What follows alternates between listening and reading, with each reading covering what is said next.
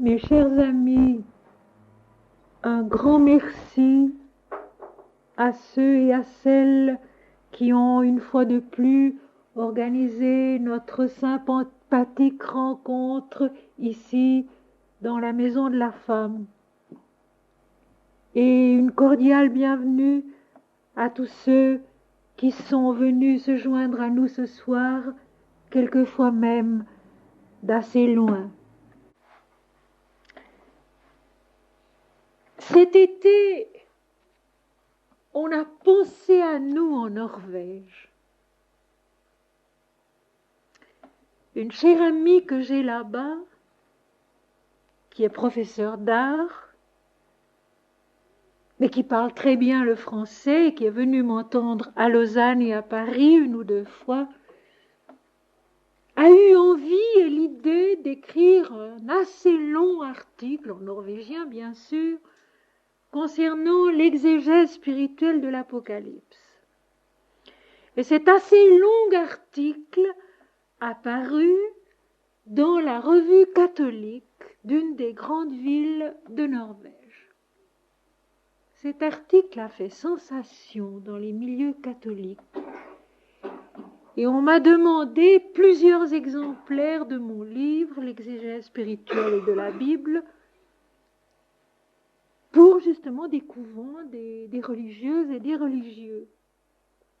Et comme je ne sais pas le norvégien, cet ami a traduit l'article en français, m'en a envoyé une copie, a aussi envoyé une copie à ses amis à Paris, et il est question de faire paraître cet article dans le Figaro le mois prochain.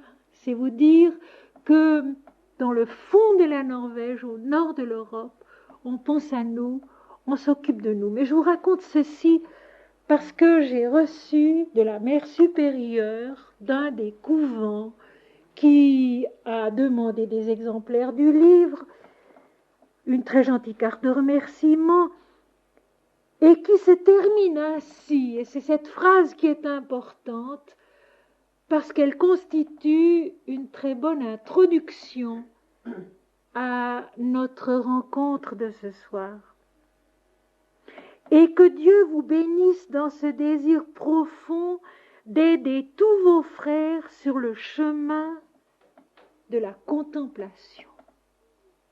Sœur Élisabeth. Et que Dieu vous bénisse dans ce désir profond d'aider tous vos frères sur le chemin de la contemplation. C'était le mot juste. On ne pouvait pas mieux dire.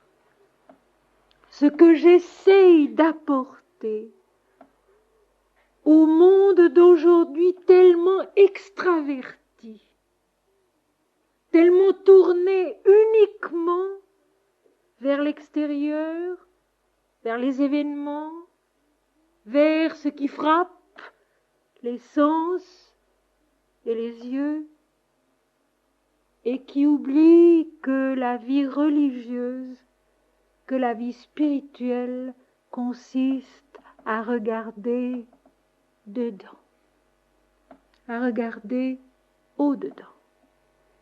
Aider nos frères sur le chemin de la contemplation. Et ce soir, c'est très particulièrement cette contemplation que je vous propose, avec une fois de plus un passage de l'Apocalypse, la suite du texte que j'ai traité à Gier à la fin du mois dernier, que je vais essayer de lire et d'interroger avec vous ce soir. Pour introduire cette lecture, cette méditation commune, je vous ai apporté tout d'abord en lecture 3 poèmes de l'offrande lyrique de Rabindranath Tagore.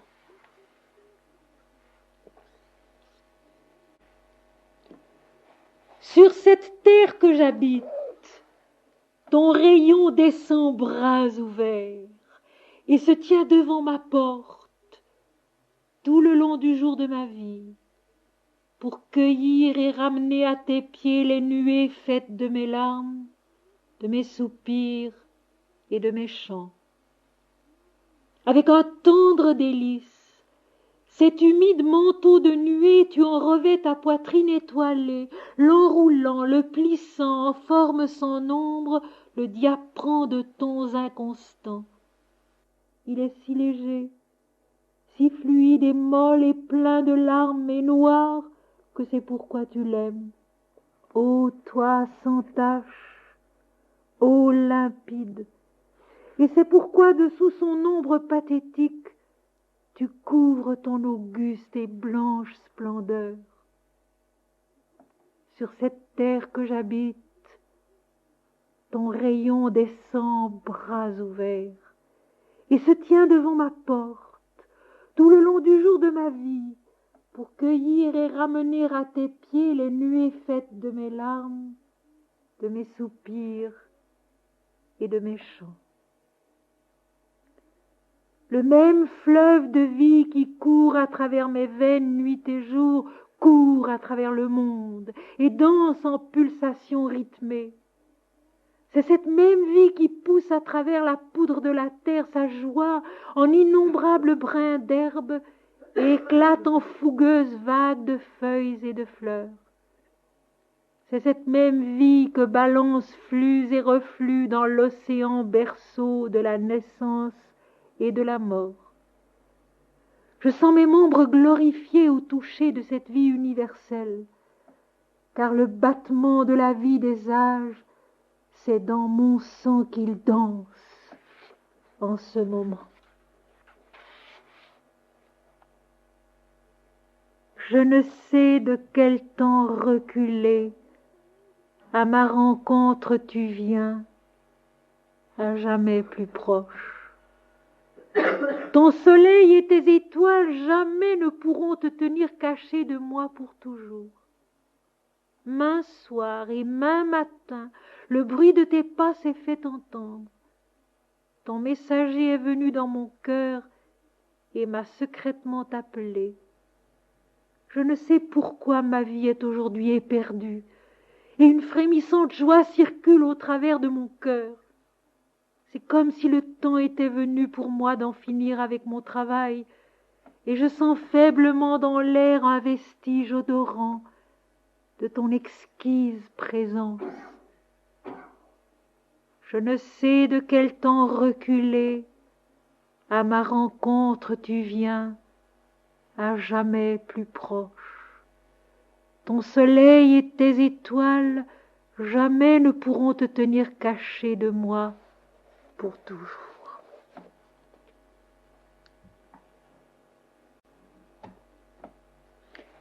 Voilà, mes amis, d'une manière ou d'une autre, Dieu peut se voir. D'une manière ou d'une autre, la présence de Dieu peut se sentir. D'une manière ou d'une autre, Dieu est perceptible à ce sens profond que nous avons de sa présence, de sa vie, et qui s'appelle notre âme. Et voilà pourquoi il est si malencontreux de ne voir dans les textes dits sacrés, dans les écritures dites saintes, rien de plus, rien d'autre qu'une histoire qui ressemble à toutes les histoires plus ou moins belles et intéressantes des hommes sur la terre. Quand on lit l'Évangile, quand on lit l'Apocalypse, quand on lit les prophètes, quand on lit la Genèse, l'Exode, c'est l'Éternel qui parle. Et la seule attitude juste de l'homme, c'est d'écouter pour bien entendre. Non pas écouter avec au fond de soi tout ce tumulte de nos pensées, de nos désirs, de nos chagrins, de nos soucis, de nos espoirs, de nos revendications. C'est l'Éternel qui parle.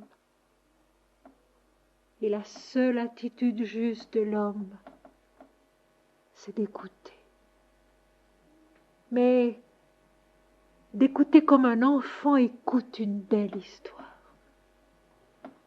Comme un enfant écoute un beau conte de fées ou une belle explication qu'on lui donne d'une fleur ou d'un oiseau ou d'un animal ou du lac ou de la rivière ou des arbres.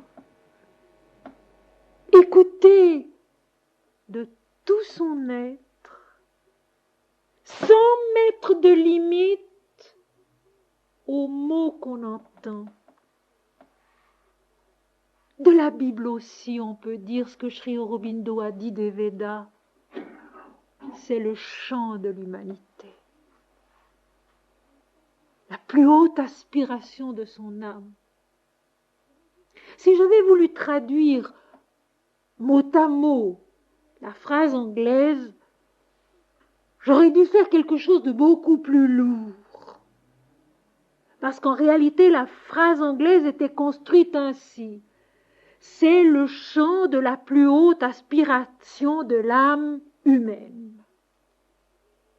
C'était tellement plus vrai de dire c'est le chant de l'humanité. Son aspiration la plus haute. Exprimée en des mots que nous devons écouter dans l'éternel. Et non pas dans la petite vision humaine que nous avons des choses, des gens et des textes ici-bas. Certes, l'Apocalypse n'est pas facile à comprendre. J'en suis tout à fait convaincue moi aussi.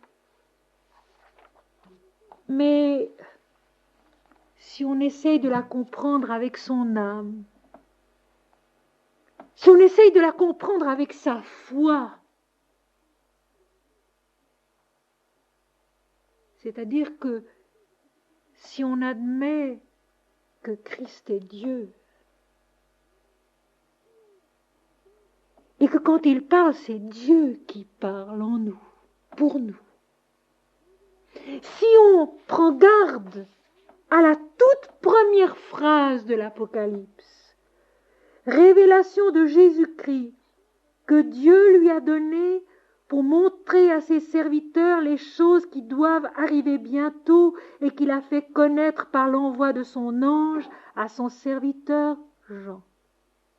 C'est la révélation de Dieu dans la conscience d'un disciple. Or, nous sommes tous davantage que des disciples. Nous sommes les enfants de Dieu. Nous sommes sa vie, sa chair, sa substance. Et il s'adresse à nous non pas pour nous égarer, non pas pour nous annoncer des catastrophes et des cataclysmes, mais pour nous instruire et nous guider avec tout l'amour d'un Père qui est Dieu, c'est-à-dire qu'il n'a pas de limite à son amour, il n'a pas de limite à ses possibilités de nous instruire, il n'a pas de limite aux moyens de se faire comprendre de nous. Et j'en reviens toujours à cette phrase si simple et si belle de sainte Thérèse d'Avila. Les écritures sacrées sont difficiles à comprendre.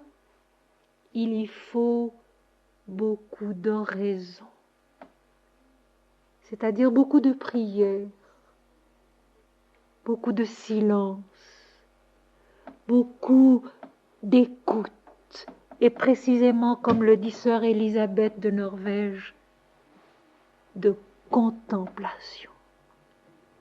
En lisant l'Apocalypse, nous sommes en pleine extase, mes amis. Et je crois que c'est seulement l'extase qui peut comprendre l'extase. C'est-à-dire que c'est seulement l'esprit en nous qui peut comprendre l'esprit. Alors, il faut balayer la place pour que ce ne soit pas l'homme qui interprète, mais Dieu qui lentement, à l'intérieur de la conscience de l'homme, permette cette compréhension spirituelle qui est possible à tous et à n'importe qui, au niveau où il en est. Les textes sont là pour nous aider, et ceux qui ont essayé de les comprendre selon l'esprit sont aussi là pour nous aider. Et c'est tout. Parce qu'en réalité, c'est Dieu seul qui fait, et que la vérité est au-delà des textes, au-delà des mots. À travers eux, on peut s'élever, on doit s'élever, et c'est ce qu'on oublie. À travers la lecture des Saintes Écritures, nous devons nous élever. Et non pas rester à ras terre, collés à ce que nous sommes, bien malgré nous, et à regret très souvent dans la vie quotidienne.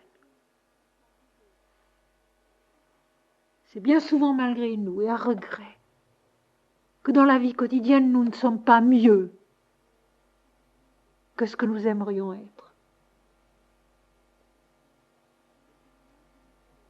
Mais dans ces moments de contemplation, car c'en est un, et ces moments que nous passons ensemble sont tous des moments privilégiés, sont tous des moments bénis dont je remercie infiniment le Seigneur.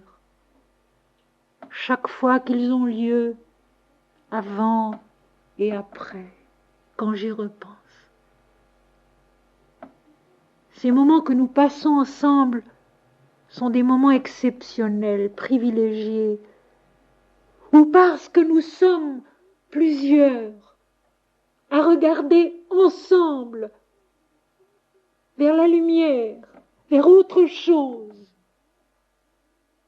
à essayer de comprendre et de contempler avec les yeux, le cœur, l'âme, l'intelligence de l'esprit. Il y a une certaine élévation qui s'accomplit en nous. À l'occasion, une auditrice m'a dit au sortir d'une de nos rencontres, « Oh, je me sens toute lavée. » C'est merveilleux ce sentiment-là. C'est un sentiment d'allègement et d'élévation. Alors nous allons essayer, avec la vision de l'Apocalypse, qui est la révélation de Dieu, de nous élever un peu.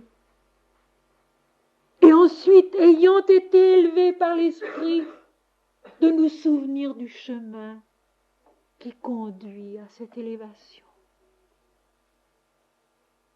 Comme lorsqu'on a fait une ascension de montagne et qu'on l'a fait une seconde, une troisième, une quatrième fois, elle se fait chaque fois plus aisément, plus facilement, à force de prendre et de reprendre les mêmes textes, et d'essayer d'en sentir le suc vivant de l'esprit, le chemin devient plus facile pour les comprendre et pour se laisser élever par eux.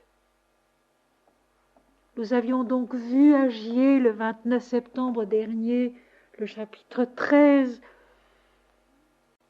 et maintenant nous abordons le chapitre 14 qui est une vision de plus dans l'Apocalypse et qui commence ainsi: je regardais et voici, je vis ceci et cela.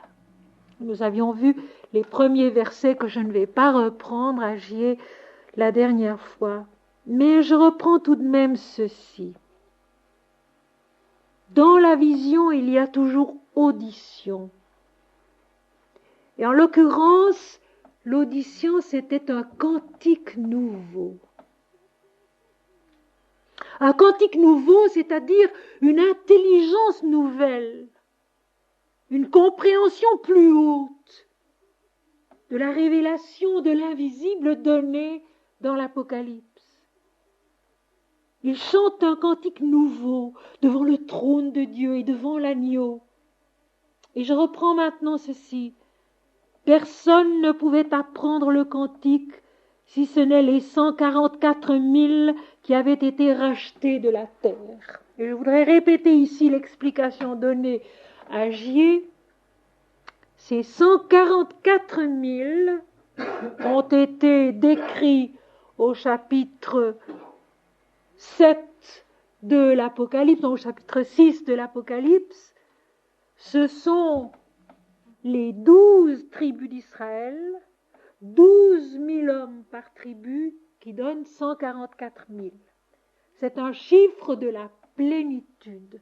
Le chiffre 12 étant dans la vie mystique une étape. La plénitude d'une étape. On nous explique dans l'Inde, et c'est vrai, qu'à partir du moment où on a eu intérieurement une instruction divine, un moment de contemplation, quelquefois même involontaire, il faut en général compter 12 ans pour que cette semence déposée en nous puisse s'épanouir dans sa plénitude. Et puis encore 12 ans pour aller plus loin, et puis encore 12 ans pour aller plus loin. Et les 12 tribus d'Israël sont ces 12 étapes.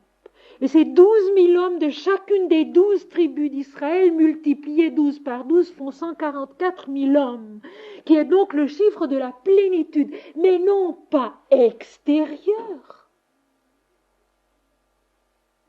Une plénitude intérieure, car Israël est en nous, je l'ai souvent dit, il est en nous ce plan de la conscience qui est instruit par l'Éternel. Donc ces 144 000 sont la plénitude de nos capacités conscientes à recevoir l'instruction du cantique nouveau. C'est excessivement simple, c'est excessivement clair, et il n'y a pas besoin de forcer les textes pour comprendre cela ainsi. Ces 144 000, au lieu d'être le chiffre réduit des élus pour l'éternité, ce qui est ridicule et n'a aucun sens, sont en nous la plénitude du plan conscient et de ses capacités devenues capables de recevoir l'instruction de l'Éternel, ce cantique nouveau qui est une compréhension plus spirituelle, plus élevée dans la progression. Vous voyez comme c'est beau. Nous avions mercredi avec les Védas la progression dans la lumière. Eh bien ici aussi c'est une progression dans la lumière. C'est la même chose. Et c'est merveilleusement beau. Ainsi, ce cantique nouveau n'est pas accessible, et ceci est logique, aux plans inférieurs de la conscience encore trop plongés dans les dualités, dans la peur, dans la colère, dans la rancœur et dans tous ces éléments que nous avons à surmonter. Mais ce cantique nouveau est accessible à notre conscience spirituelle supérieure qui peut le recevoir, l'apprendre le chanter et par là faire descendre sur les plans inférieurs de la conscience et de la vie, incarner l'instruction du Seigneur. Il me semble que cette explication-là des textes est tellement plus positive parce qu'elle permet un travail logique avec la partie supérieure de notre conscience, de notre âme, de notre intelligence. Nous captons quelque chose de la vérité supramentale, de la vérité divine. Et puis parce que nous l'avons compris, nous pouvons peu à peu le faire descendre ensuite, et c'est ce qui va se passer sur les plans inférieurs de la conscience et de la vie, et là, incarner le cantique nouveau qui devient donc une nourriture, lui aussi. Et c'est maintenant la phrase suivante que je voulais surtout prendre le temps d'expliquer bien, et à chier, j'avais déjà parlé presque 2 heures, c'eût été un sujet trop lourd, trop important pour l'aborder là encore, à ce moment-là. Écoutez, c'est un de ces fameux textes dont on a fait un si mauvais usage, parce qu'on ne l'a pas compris, ou parce qu'on l'a interprété d'une façon toute humaine, concrète, terrestre. Ce sont ceux qui ne se sont pas souillés avec des femmes, car ils sont vierges, ils suivent l'agneau partout où il va. Comment comprendre spirituellement et selon l'amour de Dieu une phrase comme celle-ci? Alors pour nous aider, je vais d'abord vous raconter quelque chose. Cet été, on m'a demandé un travail, c'est de corriger une traduction d'un livre anglais écrit par Swami Ramdas, le saint dont je vous ai souvent parlé, et qui avait traduit du konkani, qui est une des nombreuses langues de l'Inde, la relation, le récit de la vie d'une sainte dont on parle rarement, qui s'appelle Ma Krishnabai, et qui est la mère de l'ashram de Swami Ramdas à Kanhangad dans le Kerala. Et j'ai corrigé cette traduction qui avait dû être faite par des personnes qui ne savaient pas vraiment le français, de l'ashram probablement. J'ai écrit la préface et j'ai notamment noté ceci, c'est que Ma Krishnabai, dans son travail d'ascension intérieure, s'insurgeait en entendant lire dans les Puranas, qui sont des écritures sacrées de l'Inde, que les femmes sont un obstacle pour la réalisation spirituelle des hommes. Et avec logique, elle disait, si les femmes sont un obstacle pour la réalisation spirituelle des hommes, alors les hommes sont aussi un obstacle pour la réalisation spirituelle des femmes. Et elle ajoute, je ne vois pas pourquoi les êtres humains, qu'ils soient masculins ou féminins, se feraient des reproches dans ce domaine.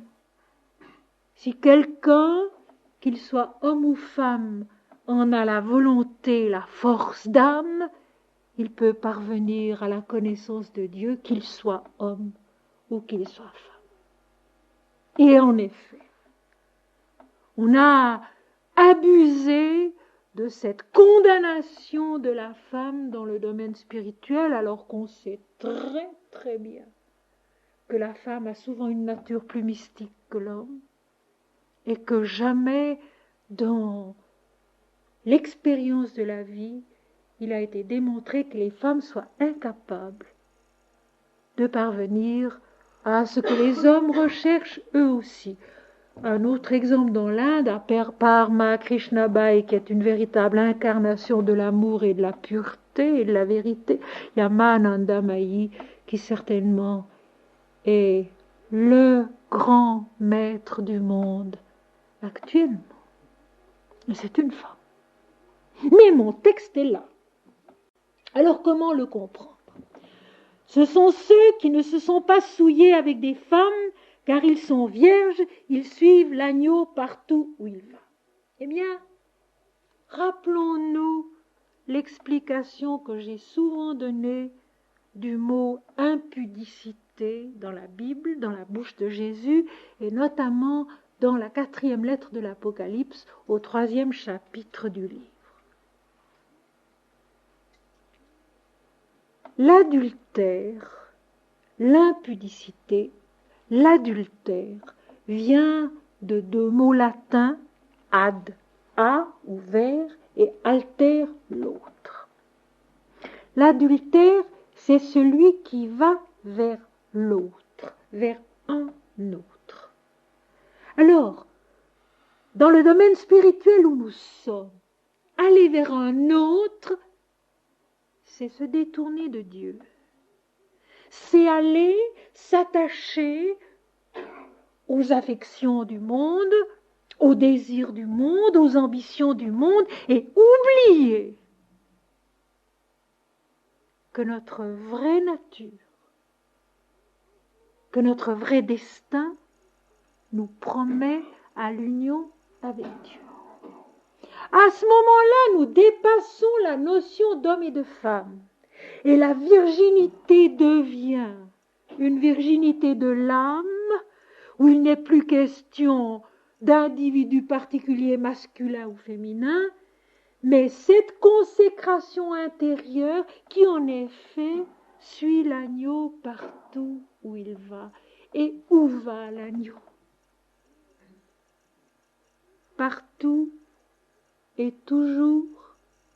L'agneau qui est le symbole du Christ dans l'Apocalypse et qui veut dire très exactement ceci: le moi individuel immolé sur l'autel de sa vérité, c'est-à-dire rendu à sa nature divine, car le moi individuel est divin d'essence.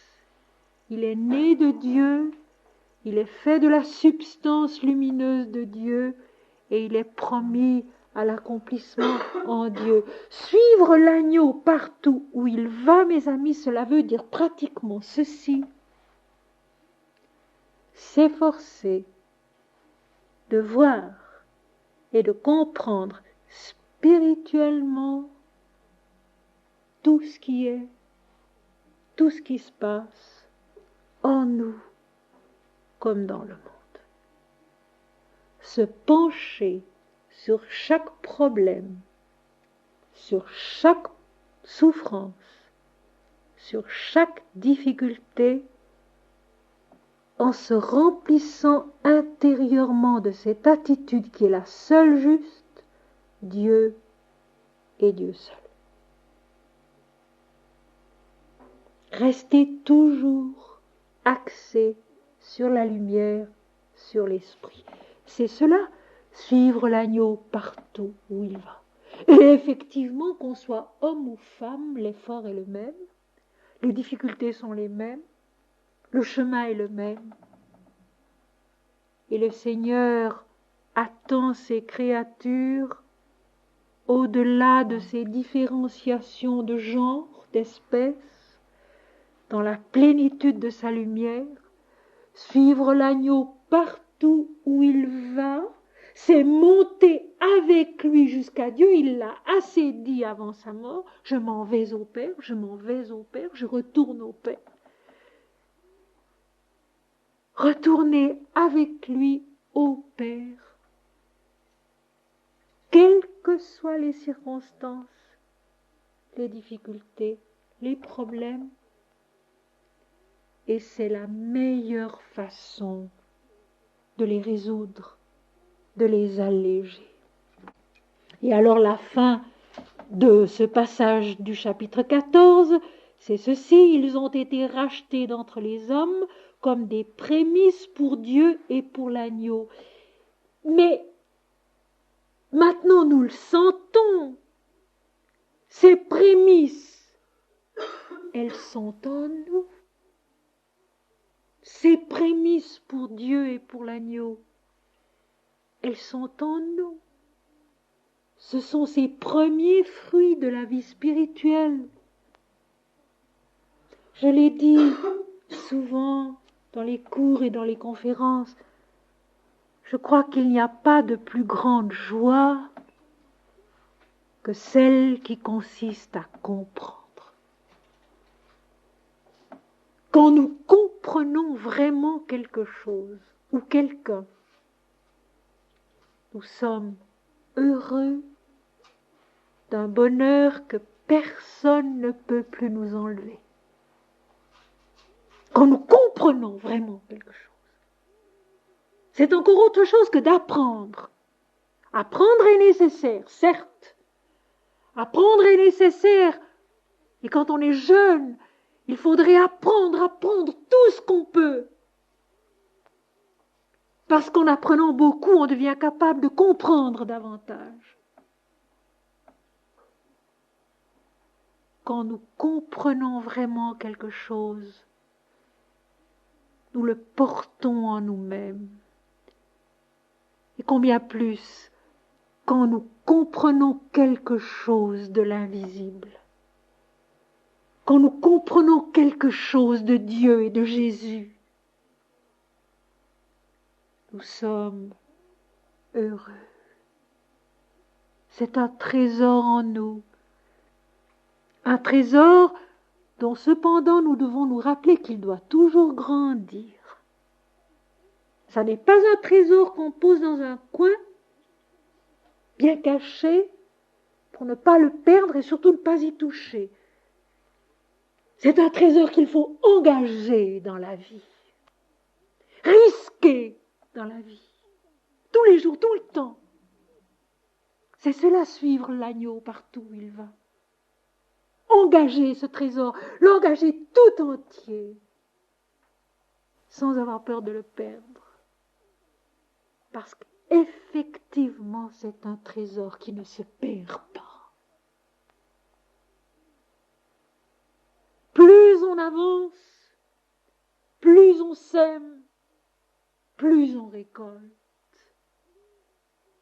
Et en même temps, plus soi-même, on devient petit.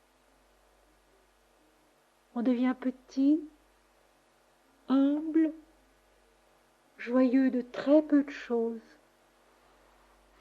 parce qu'on sait que la richesse de l'esprit est inépuisable, insondable, et qu'il n'y a pas de situation dans le monde auquel l'esprit n'apporte un jour sa solution. Et nous devons tous y travailler, sans se lasser.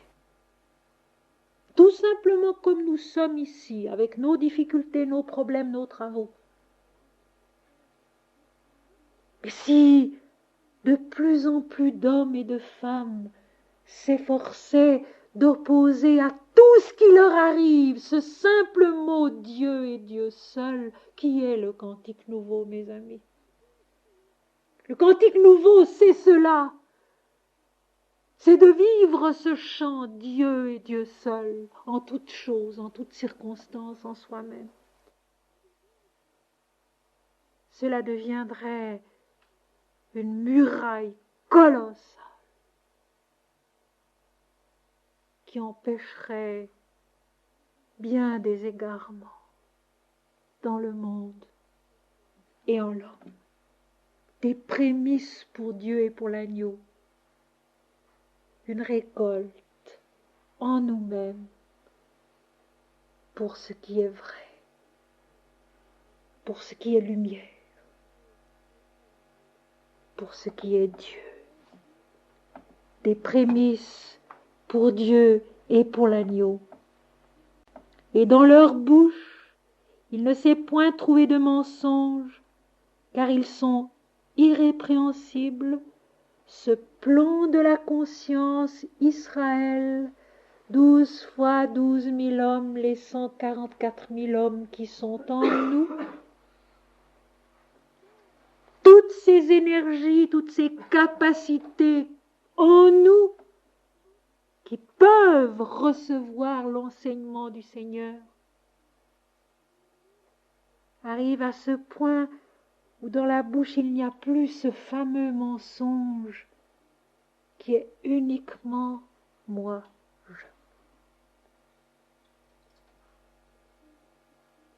Il n'y a plus de moi, il n'y a plus de petit moi. Il y a seulement ce cantique de Dieu qui chante avec notre vie pas à pas, qui chante dans notre vie pas à pas, et qui est effectivement irrépréhensible. Il ne peut pas y avoir d'erreur dans la bouche qui chante Dieu. Et nous allons retrouver la bouche dans l'hymne védique au prochain cours. Au lieu de parler du nom de Dieu, l'hymne parle de la bouche. Je trouve cela tellement beau. Parce qu'ainsi, le nom divin est incarné. Et la bouche elle-même est sanctifiée. Parce qu'il ne s'est point trouvé de mensonge dans leur bouche, car ils sont irrépréhensibles simplement parce qu'ils chantent ce cantique nouveau qui est Dieu et Dieu seul. Et qu'a fait Swami Ramdas? Swami Ramdas mort en 1963. Qu'a fait Swami Ramdas? Il n'a rien fait d'autre que chanter le nom de Dieu toute sa vie. Om Shri Ram, Jai Ram, Jai Jai Ram. Om Shri Ram, Jai Ram, Jai Jai Ram. Et à la petite Krishnabai qui lui disait, mais enfin, voilà, il y a ceci qui est contraire à cela, il y a ceci qui est contraire à cela. Il lui disait, écoute ma petite, tes contradictions, offre-les à Ram.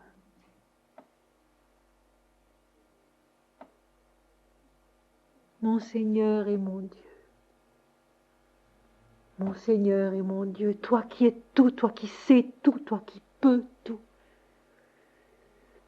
Et puis alors, attendre que la réponse vienne. La jolie réponse, selon le mot de l'un d'entre vous. La jolie réponse qui vient du fond de nous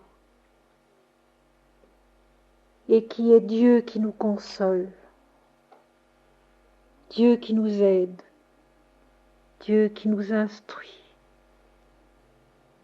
Mais cette jolie réponse, vous le savez, beaucoup d'entre vous maintenant le savent, depuis tant d'années que nous travaillons ensemble, beaucoup d'entre vous maintenant le savent. Elle ne vient pas quand on l'exige. Elle ne vient pas quand on s'impatiente et qu'on se lamente. Elle vient quand on continue à chanter Dieu et qu'on ne s'y attend pas. Même Jésus dit, je viendrai comme un voleur. Sri Aurobindo l'a écrit, l'a dit, l'a expliqué. Mais même Jésus le dit. Je viendrai comme un voleur. Quand on ne s'y attend pas. Et alors la réponse vient. Simplement parce qu'on est plus calme quelquefois. Simplement parce qu'on voit les choses avec plus d'espoir, avec plus de lucidité. Simplement parce qu'on a plus de patience, plus de douceur, plus d'amour. Et voyez-vous, mes amis, c'est tellement beau, parce que quand on lit les textes de cette façon-là, ils révèlent leur splendeur, leur articulation tellement logique et tellement instructive. Après ces deux versets que je viens de vous lire, et qui sont passablement restrictifs, il y a les rachetés qui sont au nombre de 144 000, et qui sont les prémices pour Dieu et pour l'agneau. Il y a donc une sorte tout de même de restriction dans le texte lui-même. Alors écoutez maintenant, écoutez bien le verset suivant, tout de suite après. Ils ont été rachetés d'entre les hommes comme des prémices pour Dieu et pour l'agneau, et dans leur bouche il ne s'est point trouvé de mensonge, car ils sont irrépréhensibles. Ça a l'air d'être un petit noyau dans l'humanité, excluant les autres. Et maintenant écoutez bien. Je vis un autre ange qui volait par le milieu du ciel, ayant un évangile éternel pour l'annoncer aux habitants de la terre, à toute nation, à toute tribu, à toute langue et à tout peuple. Ces versets, je vous l'ai souvent cité parce que je l'aime beaucoup. Mais vous voyez dans quel contexte il se trouve. Et c'est cela que je trouve merveilleux. Il vient après un texte qui a l'air terriblement restrictif. Alors il est en somme apparemment en contradiction, et j'adore ces contradictions dont la Bible est pleine. Même dans une même phrase, le début c'est A, la fin c'est B. Et nous allons trouver ça dans notre hymne védique au cours aussi. Une espèce d'ambiguïté, une espèce de chassé-croisé, on ne sait pas très bien si c'est Dieu ou l'homme. C'est justement ça qui est merveilleux. C'est justement ça le langage divin. Où l'homme est brouillé dans sa logique. Et où c'est l'esprit qui met les choses à leur place. Alors voilà. C'était le verset 5, c'est le verset 6 du chapitre 14. Je vis un autre ange qui volait par le milieu du ciel, ayant un évangile éternel pour l'annoncer aux habitants de la terre, à toute nation, à toute tribu, à toute langue et à tout peuple. Et j'ajoute, avant le Christ, pendant le Christ sur la terre et au-delà du Christ. Quel que soit le temps et le lieu. D'abord, je veux juste rappeler que évangile vient d'un mot grec euangelion qui veut dire la bonne nouvelle. L'évangile, c'est la bonne nouvelle. L'Apocalypse, c'est la révélation. Que voulons-nous de plus? Quel cadeau princier! Et qu'en faisons-nous le plus souvent? Un code de morale et la prédiction de catastrophe. Est-ce que c'est vrai ou non? Qu'en faisons-nous généralement? Un code de morale et une prédiction de catastrophe. Alors qu'il s'agit de la bonne nouvelle. Euangelion. Œil signifiant bien plus beau, noble. Le œil grec veut dire beau, noble. Et angelion, c'est l'ange, le messager. Donc, si vous voulez, c'est le beau, le noble message. L'évangile. Et l'Apocalypse, apocalypsé, de apocalypso, le verbe, qui veut dire découvrir ce qui est caché. Quel cadeau plus grand pouvions-nous recevoir? Seulement voilà, c'est un peu comme les enfants. Il y a des enfants qui sont au comble de la joie avec une toute petite chose. Et d'autres qui ne sont pas contents avec des cadeaux énormes. Alors disons-nous que là nous avons tout, à la fois le plus petit, le plus modeste, le plus humble et le plus grand, le plus splendide, le plus précieux. Et voyez-vous, c'est clair, je vis un autre ange. C'est la progression dans la lumière des Védas. Quand les vaches, les troupeaux du ciel viennent et donnent leur abondance, il y a chaque fois un autre ange Et l'ange, je vous l'ai expliqué, c'est une illumination intérieure de l'âme. Notre âme est faite de lumière. Notre conscience est la lumière, mais nous ne le savons pas. Et il y a des moments où nous percevons cette lumière, d'une façon ou d'une autre. Nous ne voyons pas forcément une lumière intérieure ou extérieure, mais nous comprenons. Et l'évangile, c'est l'intelligence spirituelle. Et Jésus, à la fin du chapitre 16 de l'évangile selon Matthieu, annonce que le Fils de l'homme viendra dans la gloire du Père avec ses anges. Donc, avec tous les alliés de la conscience spirituelle, incarnée ou pas. Il descend ici dans la conscience de Jean à Patmos, et à chaque nouvelle compréhension, il y a un autre ange. Il y a une progression dans l'intelligence, dans la lumière. Vous voyez comme c'est beau. Je vis un autre ange qui volait par le milieu du ciel. Le ciel de la vision. Il en est le centre. Le cœur, comme le Christ en est le centre. Le Christ qui est donc celui qui ressemblait à un fils d'homme et qui marche au milieu des 16 chandeliers au premier chapitre, qui est tellement beau. La vision des 16 chandeliers, celui qui ressemblait à un fils d'homme qui marche au milieu des 16 chandeliers, donc au milieu des 7 plans de la conscience et de la vie, qu'il porte, qu'il dirige, qu'il soutient. Et l'ange, cette fois-ci, est lui aussi le centre de la vision, car le ciel ouvert dans la Bible, c'est la vision de l'extase. Quand il est question du ciel ouvert dans la Bible, c'est la vision de l'extase, qui tenait dans sa main un évangile éternel. Au début de mon livre de l'Ascension qui vient de paraître, j'ai cité cette parole de saint Augustin.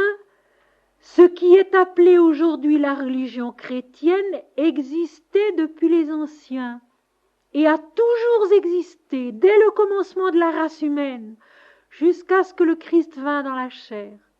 À partir de ce moment-là, la vraie religion qui était déjà commença d'être nommée chrétienne. L'évangile éternel.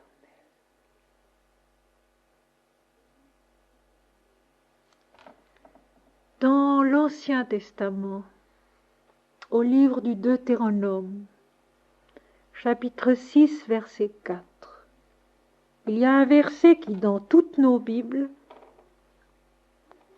a été traduit ainsi. Écoute Israël, l'Éternel est notre Dieu, l'Éternel est le seul Éternel. Or, récemment, en Israël, on a repris ce texte hébraïque, on l'a retraduit, on a fait la correction, et le texte en réalité était celui-ci. Écoute Israël, l'Éternel est notre Dieu, l'Éternel est un. C'est tout autre chose. L'Éternel est un. L'Éternel n'a jamais eu de commencement, n'aura jamais de fin. Il est toutes les religions. Il est tous les noms de Dieu qui ont été donnés à l'humanité pour le faire connaître et le faire adorer. Est-ce qu'on peut quelque chose pour toi, Maria? Non. Tu sais qu'il y a la concierge en bas, hein, si tu veux demander quelque chose.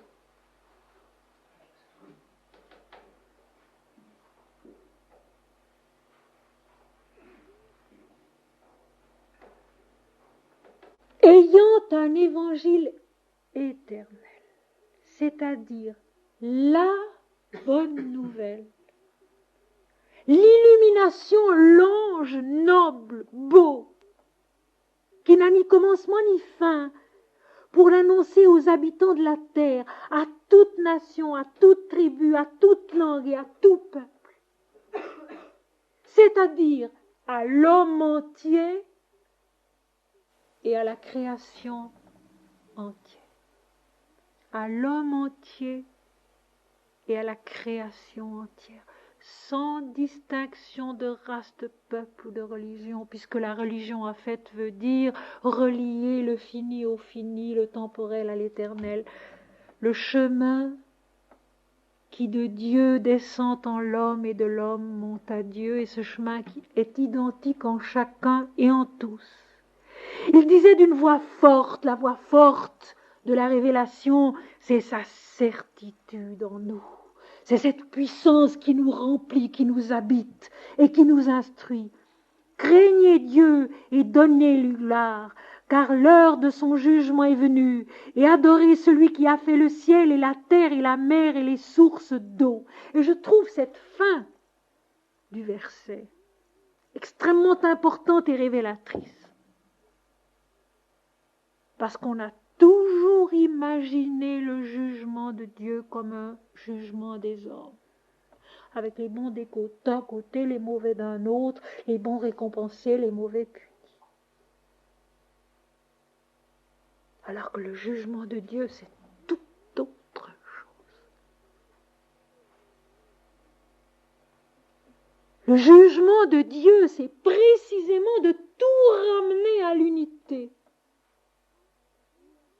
à la présence, à la lumière, à la réalité, à la joie, à la plénitude, à la sainteté indivisible qu'il est en lui-même et en chacun de nous, et pour chacun de nous. Craignez Dieu et donnez-lui gloire veut dire ramener tout à Dieu.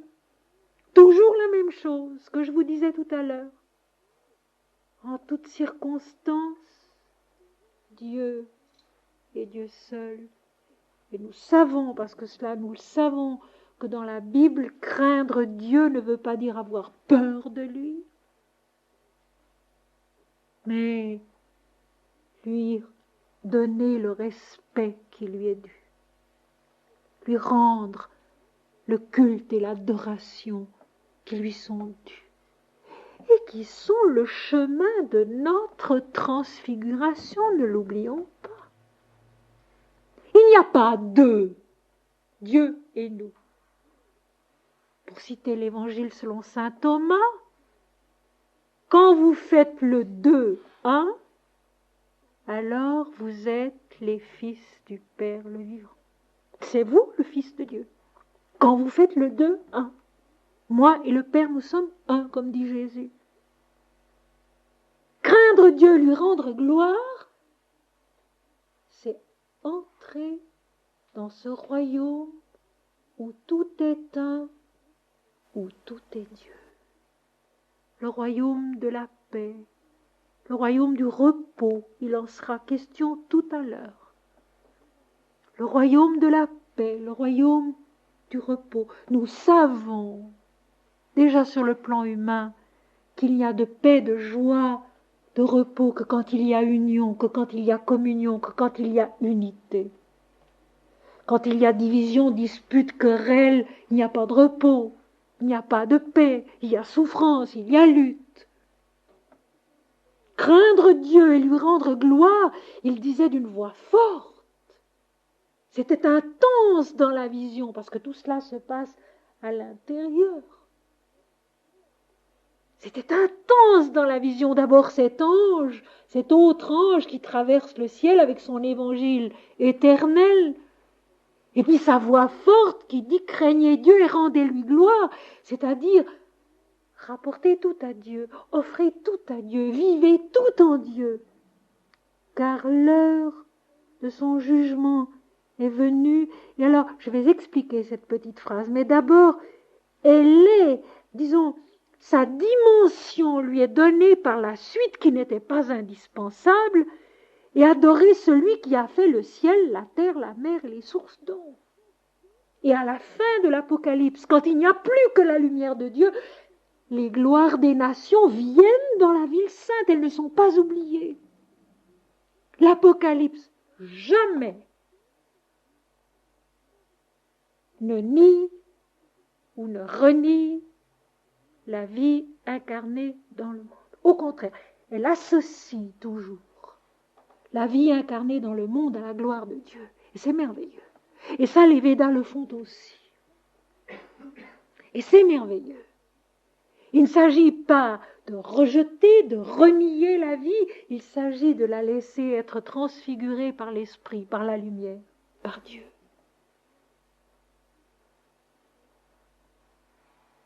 L'harmonie de sa création fait partie de sa gloire spirituelle. Car la matière est l'esprit, et l'esprit est la matière. Ainsi, celui qui a créé toutes choses, la terre, les mers, les sources d'eau, va juger. Mais la justice de Dieu, qu'est-ce que c'est? L'Éternel, l'infini, le bienheureux, la toute lumière, celui de qui la Bible répète qu'il est le Dieu d'amour. Il va condamner à une punition perpétuelle un acte commis dans un temps très court. Il va récompenser par une joie éternelle un acte commis dans un temps très court. C'est prodigieusement injuste dans les deux cas. Non, la justice de Dieu, c'est justement le moment du jugement qui arrive, c'est le moment de la suprême réalisation. Et cela, il faut reconnaître que nous devons à la sagesse hindoue de pouvoir le comprendre dans la Bible actuellement. Ce jugement dernier de Dieu, c'est cette ultime discrimination au sommet de la conscience transfigurée qui va rentrer dans l'unité de l'absolu. Et où le jugement de Dieu met fin au jeu des dualités, mais accomplit toute chose dans son unité resplendissante. C'est ça le jugement de Dieu. C'est cette ultime discrimination de la conscience déjà illuminée, et celle de Jean à Patmos l'est prodigieusement déjà, qui est prêt à passer cette fameuse porte. La porte dont il est question dans la 6e lettre de l'Apocalypse. Voici, dit la voix de l'Apocalypse, la voix de la révélation, parce que tu as peu de puissance, parce que tu as gardé ma parole et que tu n'as pas renié mon nom, j'ai mis devant toi une porte ouverte que nul ne peut fermer. C'est le passage de la fameuse porte. Cette porte du fini qui nous coupe de l'infini, cette porte du visible qui nous coupe de l'invisible, plus réel que le visible. Le jugement de Dieu, c'est cette ultime discrimination intérieure de la conscience qui monte vers l'illumination, qui met fin aux dualités et qui accomplit la conscience incarnée de l'homme dans la joie, dans la plénitude, où tout est Dieu. Craignez Dieu et rendez-lui gloire. Et un second ange survint et dit, elle est tombée, Babylone la grande, qui a abreuvé toutes les nations du vin de la fureur de son impudicité. Et nous avons vu à Écogia, en juin dernier, que Babylone la grande, c'est l'attachement au moi individuel, l'attachement à l'ego. Elle est tombée. Dans ce jugement de Dieu, l'attachement au moi individuel, à l'ego, aux dualités, est tombé, n'existe plus. Là aussi, le texte est parfaitement logique, parfaitement clair, et on pouvait s'attendre à ce maillon suivant. Le jugement dernier de Dieu, la gloire rendue à son nom totalement par l'univers entier, c'est-à-dire par tous les plans de notre conscience et de notre être, ont pour conséquence la fin du règne du moi individuel sur notre pensée, sur notre conscience, sur notre âme, sur notre cœur. C'est ici la persévérance des saints qui gardent les commandements de Dieu et la foi de Jésus. Le mot de persévérance revient souvent dans l'Apocalypse. C'est le seul qui soit juste. Nous avons à persévérer. Nous avons à continuer, quoi qu'il arrive, et quelles que soient les négations qui viennent s'opposer à notre foi, qui n'est pas l'acceptation d'articles d'un credo, mais la foi en l'invisible plus réel que le visible, la foi en l'Esprit qui est tout, la foi en Jésus qui est le Fils unique, la seule différenciation de l'absolu, cette substance de la vie du divin qui est devenu homme, univers, et en qui nous sommes nous aussi le Fils du Père le vivant, un avec lui, né de sa substance et promis à la connaissance de sa gloire. Et j'entendis du ciel une voix qui disait, écrit, heureux dès à présent les morts qui meurent dans le Seigneur. Oui, dit l'Esprit, afin qu'ils se reposent de leurs travaux, car leurs œuvres les suivent. Toujours j'entendis dans le ciel, c'est-à-dire dans ce plan de conscience supérieure où n'interviennent plus les analyses de la raison, mais où l'intelligence comprend par vision intérieure.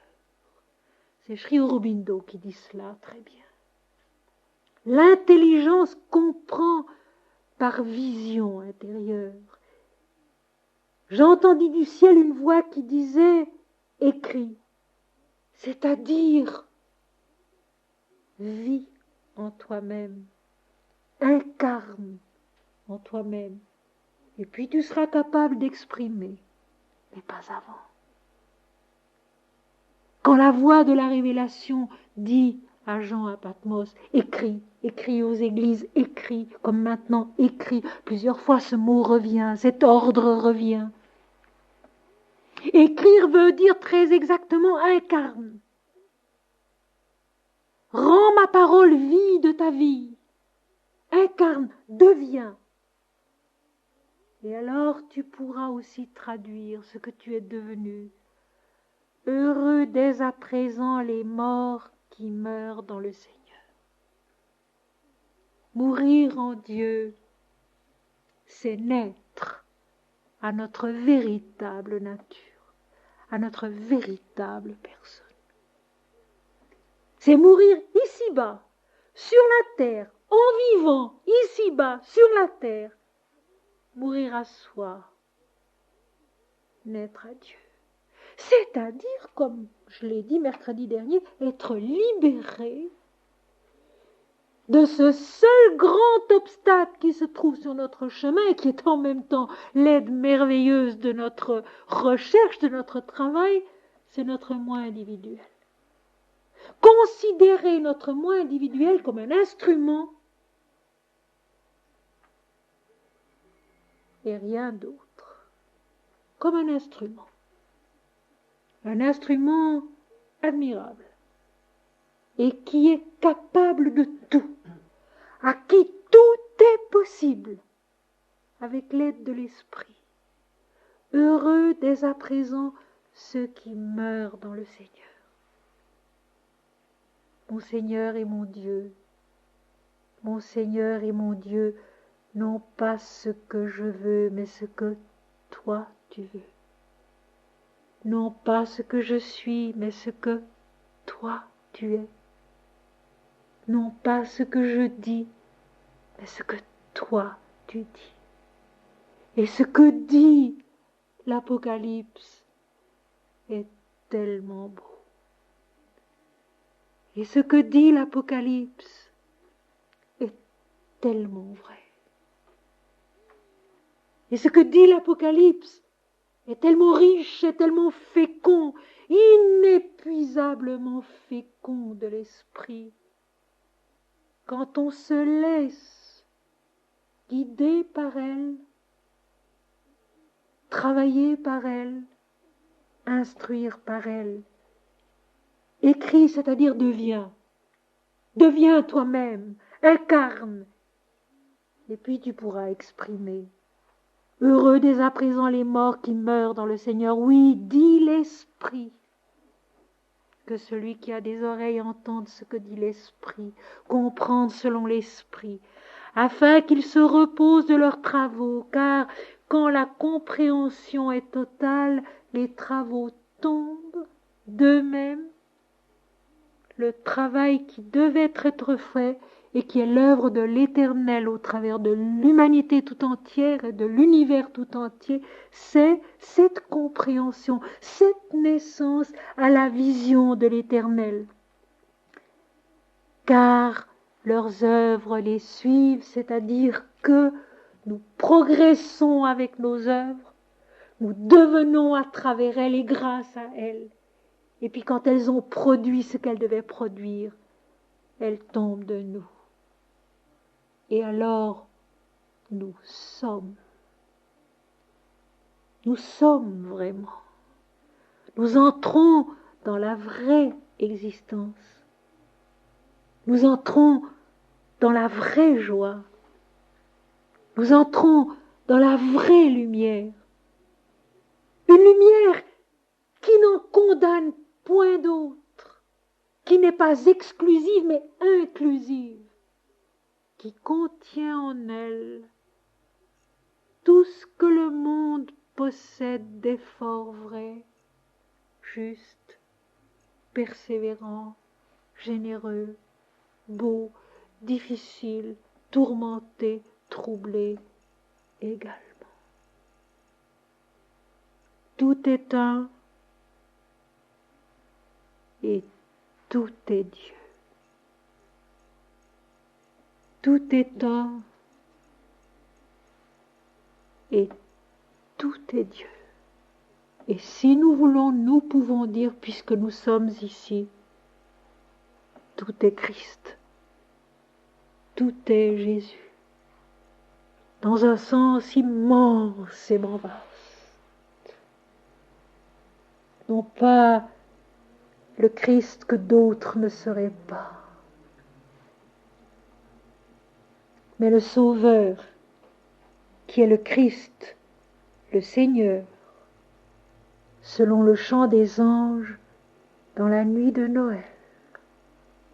Le Sauveur, qui est le Christ, le Seigneur, c'est-à-dire l'Éternel lui-même. Il est Dieu, il est plus qu'une incarnation divine. Il est Dieu et il l'est toujours, il l'est maintenant, en nous, en chacun et en tous, à jamais.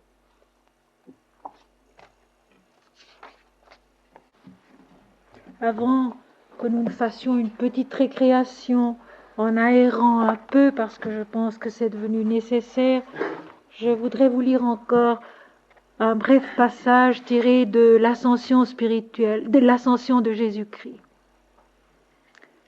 L'agneau est l'ego divin, dans sa pureté immolée à l'authenticité de son origine.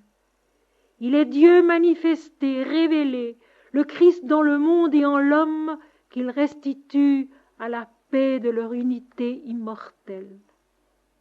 Cela est réel en chacun.